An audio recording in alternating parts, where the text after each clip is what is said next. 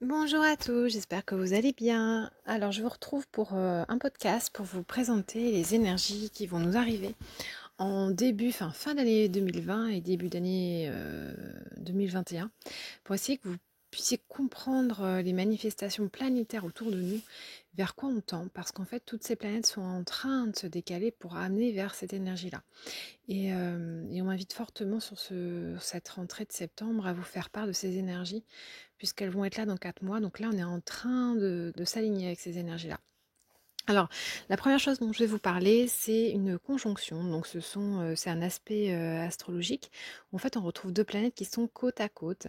Et il s'agit de Jupiter, qui est l'élément du feu dans le ciel, qui se déplace en faisant le tour du zodiaque tous les 12 ans. Et vous avez, donc ça veut dire qu'elle bouge. Jupiter a la particularité de bouger de signe tous les ans. Elle se décale et généralement elle apporte des aspects très importants parce que Jupiter est une espèce d'amplificateur d'énergie. Elle a été lorsqu'elle a été notamment dans le Scorpion en 2019, eh bien ça a donné l'effet Weinstein, hein, donc tout ce qui est attrait à la sexualité. Donc c'est juste pour vous donner un aspect de à quel point elle est forte cette planète. Elle va être conjointe, à partir de mi-décembre, donc à la fin de l'année, avec Saturne. Saturne qui est une planète plutôt terre. Alors Saturne, elle est considérée comme, quelque chose de c'est une énergie de la stabilité. Souvent je dis que c'est l'archétype de la montagne, donc c'est quelque chose d'assez stable. On dit aussi que c'est l'énergie du père, tout ce qui est lié au patriarcat, aux choses qui bougent pas vraiment. C'est une planète qui bouge très lentement, hein, puisque elle va faire le tour du zodiaque en 29 ans, donc elle bouge assez peu. Voilà. Ces deux planètes vont être en conjonction mi-décembre 2020 dans le signe du Verseau. Le Verseau, c'est pour moi l'archétype de je le nomme souvent comme le resto du cœur. C'est-à-dire que le Verseau, c'est quelque chose qui est très dans l'humanité. On va donner, on est dans le don, on est dans la fraternité, on est vraiment dans l'ouverture. C'est un signe qui est très comme ça, le Verseau. Voilà. Alors, cette conjonction mi-décembre, bien, je vous ai donné les temporalités des planètes, à quel point elles vont pas se déplacer vite dans le zodiaque, parce que c'est extrêmement rare qu'on ait une conjonction Jupiter-Saturne en Verseau. La dernière fois que c'était arrivé, c'était le 20 janvier en 432, 432. Donc ça veut dire que ça fait 1539 ans qu'on n'a pas eu de ce genre de conjonction astrale. Cette conjonction, elle vient travailler sur la vie sociale, qui est plus importante que la vie privée. Et puis, il y a un mouvement humanitaire, donc qui concerne vraiment un gros collectif. Il y a un aspect très très fort. Donc je pense qu'on pourrait retrouver effectivement le Covid, ces éléments-là en fin d'année, ou alors une crise sociale c'est très fortement impactant, hein. On pourrait venir faire bouger les carcans sociétales. Vraiment, ça pourrait avoir un impact très très fort mi-décembre, en sachant qu'on a une lunaison le 30 novembre où il y a une éclipse. Et forcément, ça va nous faire une résonance avec les éclipses de cet été. Mais pour moi, c'est surtout une résonance avec les éclipses de janvier de cette année, quand on a commencé le Covid. Donc il y a une espèce de sas qui se réouvre le 30 novembre, qui s'amplifie aux alentours de mi-décembre avec cette conjonction. Et on aura aussi une nouvelle lune, hein, qui sera par là. Donc ça fait des ouvertures de cycle, des choses qui poussent très très fort. Donc une fin d'année qui va être très particulière. Alors, en suivant, on va avoir une nouvelle lune le 13 janvier 2021, où on va avoir Saturne, donc qui représente aussi le plomb, hein. C'est vraiment ce qu'on a transmuté, c'est aussi la réalité, on est vraiment dans la matière avec Saturne. Présent dans le Verseau, donc je vous ai dit, c'est l'énergie de la société, le collectif. C'est aussi le 11e signe, pardon, astral.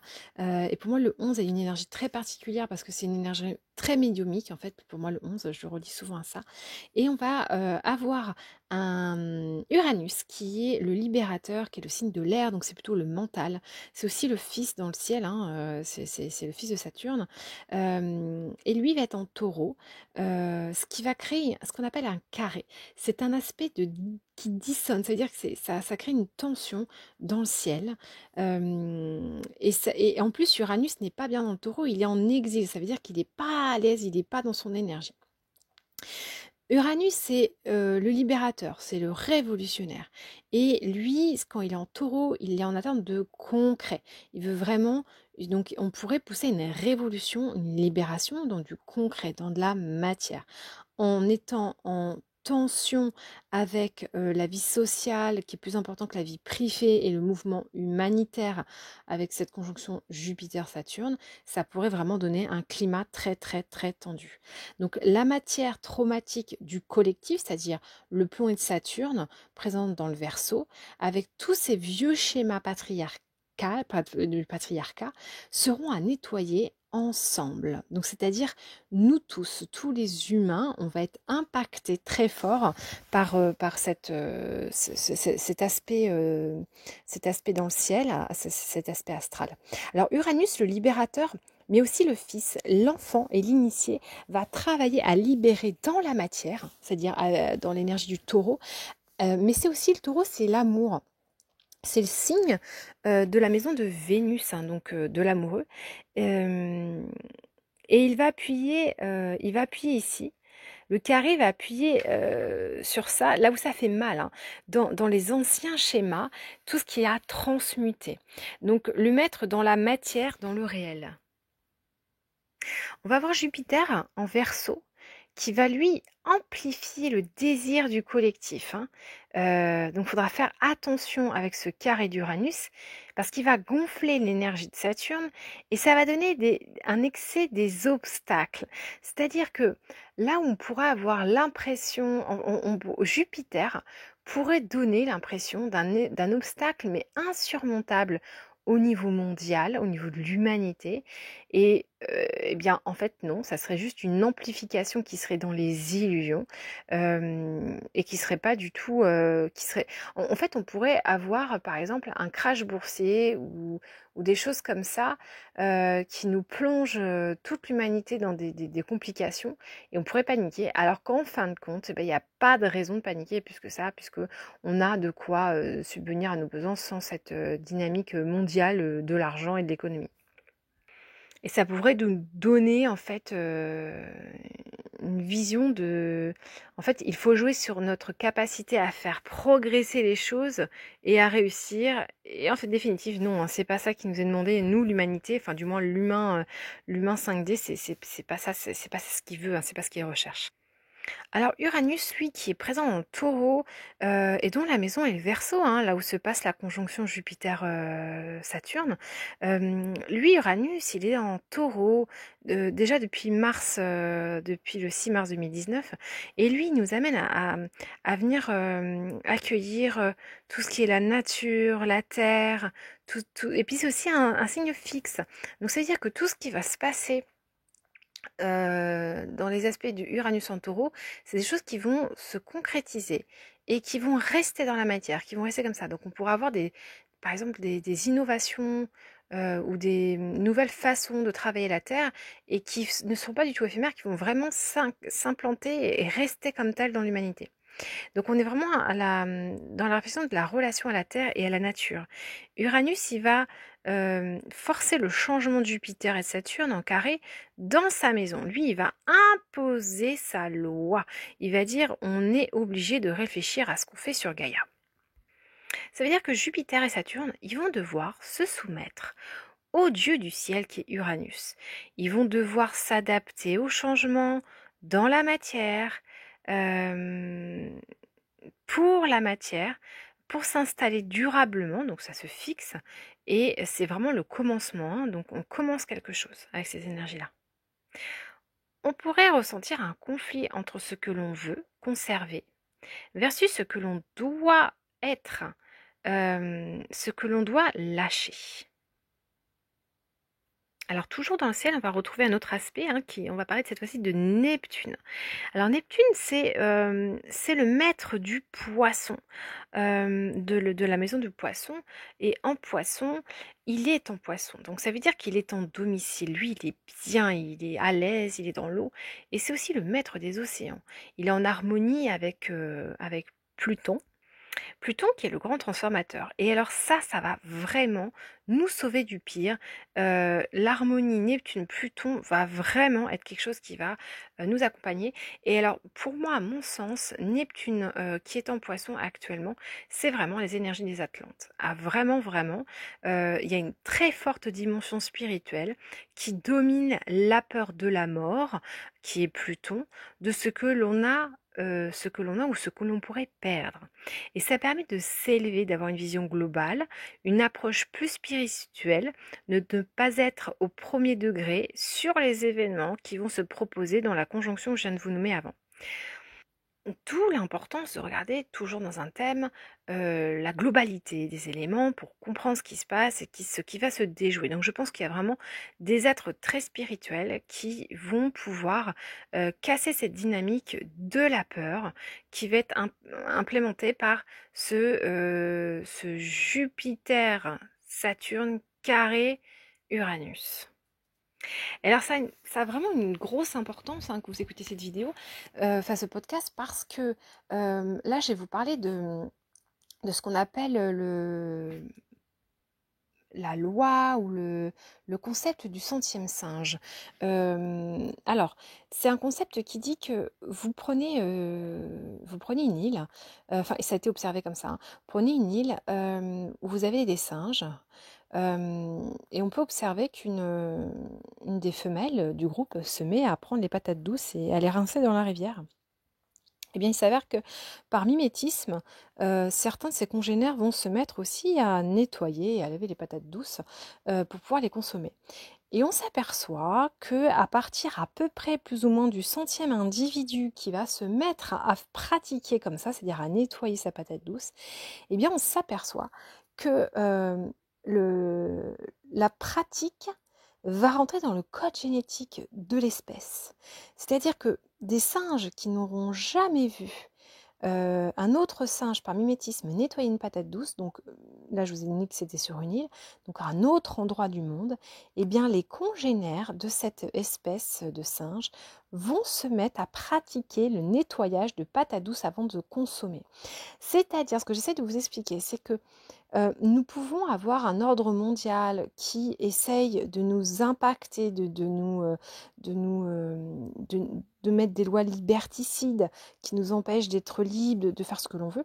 Eh bien, à partir du moment où nous sommes un certain nombre d'humains, avoir une pratique, eh bien ça va se déployer sur toute l'humanité. Alors ça va dans le bon et dans le moins bon, voilà. Et c'est pour ça qu'il faut élever son taux de vibration, son taux de conscience, faire attention à vos pensées, à la façon dont vous vous alimentez, à toutes ces choses-là, parce que plus nous serons nombreux dans le collectif à avoir cette pratique de lumière, et plus ça va impacter les autres individus. Et voilà, tout simplement. Donc Neptune, qui est en harmonie avec Pluton, ça va nous permettre d'être plus lucides sur les événements, notamment les événements de la peur liés à la mort et les transformations à opérer. On va donc dégager une espèce de philosophie de ce qu'il y a à transmuter. Et ce qui est génial, hein, c'est que Jupiter, cet astre donc qui est un amplificateur, et il va se rapprocher dans l'année, puisque je vous ai dit qu'il se déplaçait d'un signe tous les ans, il va venir se rapprocher dans l'année entre le poisson du Neptune, donc la logique de l'évolution. Euh, donc ça veut dire qu'il va venir amplifier cette énergie de Neptune en harmonie avec Pluton. Et ça, c'est génial. Ça va vraiment nous amener des énergies d'éveil et d'évolution spirituelle très très fort.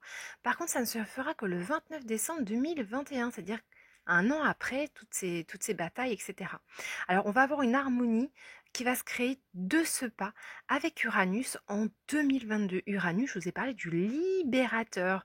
Voilà, donc il sera toujours en taureau. Donc ça veut dire qu'on va amorcer un petit peu une descente aux enfers sur ce début 2021, mais qui devra, en fonction des éveils de chacun, grâce à ce Neptune en poisson, se transcender. C'est-à-dire que on va avoir encore une bonne année de grosses galères, on va faire serrer les coudes et élever nos consciences et ne pas avoir peur de ces faux obstacles qui vont se présenter en nous et ne pas se laisser berner par tout ça pour pouvoir s'éveiller et sortir de cette situation. Un autre aspect important sur 2021, c'est Lilith, qui est cette fois-ci un astéroïde, une étoile, qui va être en taureau cette année. Alors, le fait qu'elle soit en taureau, ça veut dire qu'elle va être en conjonction avec Uranus. Et Lilith, c'est les zones d'ombre. Donc ça veut dire que malheureusement, ces zones d'ombre vont être aussi en dissonance avec ce Jupiter-Saturne. Et ça va avoir tendance à aggraver la tension d'Uranus, cette dissonance. Hein, et ça va nous demander d'aller vers l'inconnu. De l'autre côté, nous avons aussi un astre qui est Chiron, qui est considéré comme le guérisseur du ciel, qui lui est en bélier, et ça va durer pendant 8 ans, il va être en bélier. Alors bélier, c'est le premier signe zodiacal. On dit que c'est la capacité d'observation et d'analyse, hein, et ça travaille vraiment ce Chiron en bélier dans ces 8 années à harmoniser, à amener une purification du mental, de l'ego malade, celui qui est analytique, sur les schémas patriarcales dominants. Donc c'est un aspect qui est favorable, hein, vraiment. Il est en harmonie avec la conjonction Jupiter-Saturne et on va venir à travailler à la guérison de l'aspect du mental et de l'ego. Un autre aspect qui est intéressant, c'est Vesta. Alors Vesta, c'est l'équivalent de la chance dans un thème natal. Vesta va être située entre Mars et Jupiter. Elle représente aussi l'équilibre, le bien-être, l'harmonie dans toute chose. Alors elle va renseigner sur la manière dont l'on peut exprimer cet équilibre et le manifester. Elle va mettre 3 ans pour faire le tour du zodiaque et elle commence en Vierge. Elle va commencer en Vierge, donc sur cette année 2021. Elle va être notamment en Balance à partir du 18 juillet. Et ça va donner une envie d'harmoniser les choses et de trouver un nouvel équilibre. Donc c'est peut-être ce point de bascule qui va être très important l'année prochaine, donc en milieu d'année à peu près dans un an. Et elle va subir une rétrogradation entre janvier et avril qui peut ralentir éventuellement les choses en termes d'équilibre tout simplement. Donc ça voudrait dire un début d'année assez chaotique. Néanmoins, elle apporte une harmonie avec le signe du taureau. Hein. Vous vous souvenez, vous avez Uranus et Lilith qui réveillent les ombres. Et ça va apporter son soutien dans la matière, donc dans la terre, dans l'incarnation, dans le concret, pour mettre de la structure par rapport à l'énergie de la Vierge dans laquelle elle commence. Et ça va amener une harmonie avec tous les signes en eau. Cependant, ça amène une opposition avec Neptune et Pluton, enfin surtout Neptune, et ça peut nuire sur le champ des illusions, on peut s'illusionner, et donc ça peut créer des problèmes, des illusions, dans un manque d'équilibre du relationnel, surtout pour nos amis les Vierges qui vont être en plein dedans. Donc voilà, qui vont subir de plein fouet puisque Vesta sera dans leur signe dans la Vierge. Ensuite, milieu d'année, donc Vesta, quand elle sera en balance en juillet, elle est très puissante, Vesta en balance, mais elle sera opposée à Chiron qui est en bélier. Alors ça, il faudra faire preuve de vigilance, surtout sur les aspects de la santé. Donc il pourrait y avoir des problématiques de santé à ce moment-là de l'année, en milieu d'année 2021. Mais aussi sur des jeux des problématiques entre le jeu, hein, le je suis, et confronté à le nous, mais aussi à l'aspect du conscient versus de l'inconscient. Voilà, donc ça peut venir faire travailler toutes ces choses-là. Et ça va favoriser en revanche le scorpion, tous les natifs ou les ascendants scorpions, Ça va les rendre plus diplomates, plus créatifs, plus artistiques et ça va inciter à trouver le bien-être pour tous ceux qui seront du signe du Scorpion.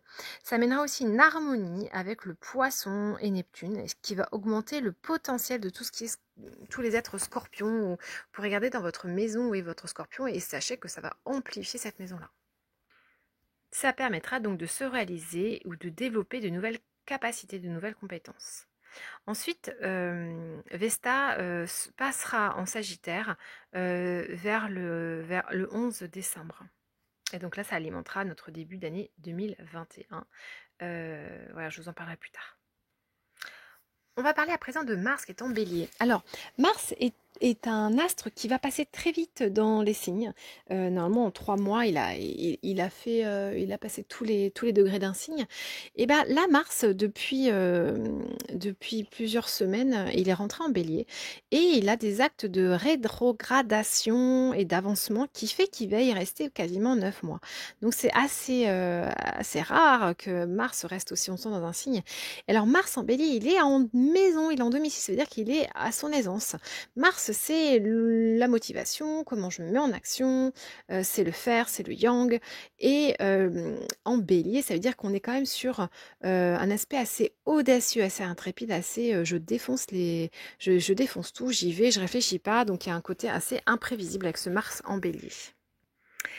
Et alors il y sera jusqu'en début d'année 2021 et en début d'année il va venir se mettre en conjonction donc juste à côté d'Uranus et de Lilith en Taureau et ça va créer aussi la dissonance Jupiter-Saturne, voilà, donc ça c'est hyper important, c'est pour ça que j'ai commencé le podcast par rapport à cet aspect parce que c'est vraiment le plus important de l'année 2021 et du coup Mars va venir mettre le feu un petit peu dans cet Uranus libérateur qui montre les zones d'ombre dans le concret, dans la matière, qui dissonne avec cet amplificateur de changement au niveau mondial et voilà, qu'est-ce qu'on fait de l'humanité, quoi.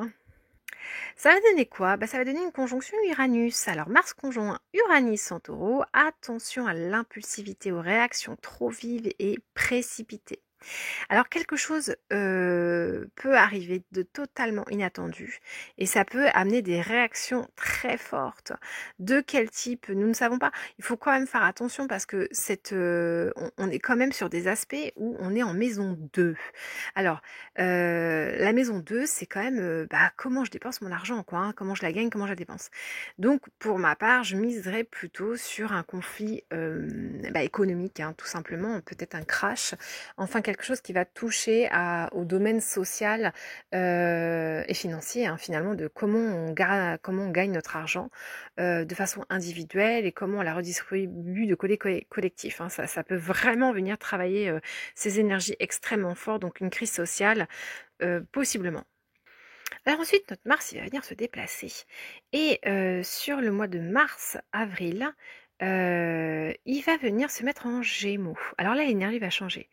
Mais on va se retrouver du coup avec un besoin de se défendre, de se débattre et avec de l'impatience. On va être en harmonie cependant avec du coup on change de dynamique, hein. On va se retrouver en harmonie avec Jupiter et Saturne et donc ça c'est l'évolution positive possible. Donc début d'année très très compliqué qui pourrait s'améliorer à partir du mois d'avril, mars-avril. Ensuite, on va continuer, Mars va se déplacer en Cancer, ça va créer une harmonie avec Neptune et Uranus. Donc là, on pourra utiliser l'imaginaire pour se réaliser. Donc ça va aller de mieux en mieux. Ensuite, on va retourner dans l'énergie du Lion, il va se déplacer en Lion. Là, on aura une compatibilité beaucoup plus forte. Donc je pense que ce qu'on aura mis en place du Mars Cancer avec une imagination, etc., on pourra vraiment le mettre en place sur juin, juillet. Puis Mars viendra en Vierge. Donc là, on va se libérer de la capacité à se mettre au travail. Donc on va pouvoir acter dans la matière et on sera en harmonie Pluton-Uranus. Donc là, c'est la transformation et la libération. Donc pour milieu d'année. Ensuite, on va retrouver Mars en Balance sur septembre-octobre. Donc là, ça va intensifier l'alter ego, intensifier la capacité à agir en collectif, en association. Donc ça donnera peut-être bah voilà, hein, du collectif lumineux, je l'espère, qui viendra contrebalancer bah, tous les aspects négatifs qui ont été posés en fin d'année 2020 et début d'année 21. Mars se déplace, il continue son déplacement sur le Scorpion. Là, on va retrouver une harmonie Pluton et Neptune. Donc plus de volonté sur ce que je rêve au niveau individuel. On revient sur de l'individuel ici, hein, à ce moment-là de l'année. Néanmoins, il y aura quand même une dissonance à noter hein, avec Saturne à cet endroit, avec Mars en Scorpion, et ça pourrait se donner des engagements sur des choses qui peuvent nous dépasser. Voilà, donc il y aura quand même une certaine vigilance à avoir à cet endroit, à ce moment-là de l'année. Puis on finira à nouveau Mars en Sagittaire, donc je pense que l'année prochaine, pour les Sagittaires en fin d'année, il y aura quand même pas mal de mouvements, et ça va donner un aspect assez fort, assez dynamique hein, sur cette fin d'année 2021. Plutôt positif du coup. Hein. Et on va finir par le nœud nord, en fait, qui sera en Gémeaux Sagittaire. Donc c'est l'axe de la communication et du savoir hein, entre les deux. La communication, c'est le Gémeaux, et le savoir, c'est le Sagittaire, le Sagentaire. Alors, on est tiré vers un enseignement pour s'exprimer plus facilement avec ce nœud nord. Celui qui sait et qui a du mal à lâcher ce qu'il croit savoir. Hein. Il faut vraiment travailler sur la notion des croyances. On va commencer notamment avec la pleine lune de ce début de septembre à travailler sur la notion de croyance et on va continuer. Parce qu'en fait, toutes les croyances, c'est le jeu de l'ego et c'est tout ce qu'on a à faire tomber pour arriver en 5e densité. Pour aller plus dans un espace qui est celui de l'âme, celui du cœur, du champ du cœur. Alors, on va aller vers plus de partage avec les autres et surtout à ne pas s'imposer. Ne pas imposer sa croyance, sa vérité, parce qu'on a tous des chemins, ils sont complémentaires, personne n'est détenteur de la vérité absolue, et on doit aller vers ça, à ne pas imposer.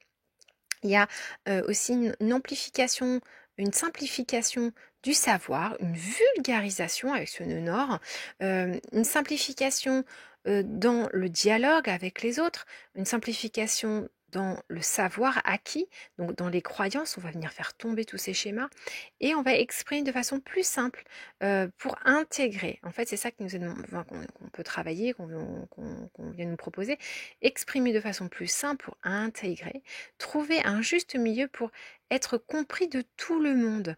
Et donc, c'est comme une vibration intérieure qui suffit pour incarner plutôt que d'expliquer.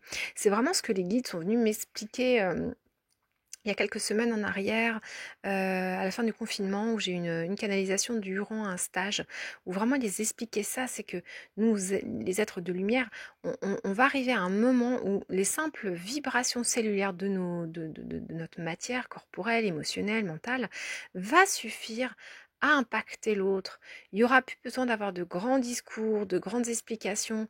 Ça sera du temps perdu. Et ce nœud nord, il vient vraiment impacter ça et mettre ça en place. Donc, et c'est aussi l'énergie de la verveine en fleur de bac. Hein. Cette verveine qui vient faire travailler ça. Si vous avez besoin de travailler cette énergie, je vous invite à aller vers la verveine. Donc voilà, donc je vais vous faire un petit tour de ce qui va se passer, des grandes lignes de 2021, que vous compreniez vers quoi on tend, vers quoi on va. Donc bien sûr, là, pour moi, pour ma part, je crois que sur septembre, octobre, novembre, on est encore en train de travailler les mêmes énergies qu'on a ouvertes depuis le mois de juin. On est vraiment sur un cycle de 6 mois. Donc c'est encore du nettoyage, encore de l'épuration, etc. Et ça va prendre une autre dynamique. Donc ça va aller crescendo vers quelque chose de pas très agréable jusqu'en 2021, début d'année. Hein. Vous avez bien compris les aspects que je vous ai expliqués, qui vont plutôt aller vers une tension au niveau de l'humanité, au niveau de plein de choses. Et ça devrait se désamorcer l'année prochaine. Donc c'est-à-dire que nous, les êtres de lumière, plus on va être en conscience, dans l'élévation, dans le travail intérieur, dans le champ de conscience, etc., plus on va permettre l'élévation et travailler ces grands changements planétaires, ces grands astres qui vont se déplacer. Et j'avais vraiment envie de vous donner cette vision-là sur les mois à venir, aussi pour que vous compreniez le fait de ne pas aller dans la peur ou dire oh là là, mais non, il y a vraiment, voilà, il y a des déplacements planétaires qui vont impacter, mais ça va revenir en arrière. Et donc, c'était ça le message que j'avais envie de vous faire passer.